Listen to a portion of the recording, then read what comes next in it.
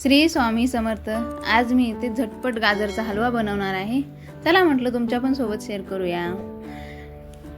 तर इथं मी 4 ते 5 गाजर घेतले, धुवून साल काढून छोटे छोटे काप करून घेऊया। चला इथे कुकर ठेवला आहे, थोडंसं तूप टाकून घेऊ, त्याच्यामध्ये काप टाकून मिक्स करून घेऊ। तुपामध्ये 2 मिनिटं झाकण ठेवून देऊया, म्हणजे ते तुपामध्ये छान फ्राय होतील। मग कुकरचं झाकण एकदा हलवून घेऊ आणि कुकरचं झाकण लावून घेऊ। दूध टाकून घेऊ आपण। जर पातळसर आवडत असेल तर जास्ती टाकू शकता, घट्टसर पाहिजे थोडं कमी टाकून घ्यायचं। झाकण लावून घेऊ, 2 ते 3 शिट्ट्या काढून घेऊ। छान मऊ झालेले गाजर मॅश करून घेऊ।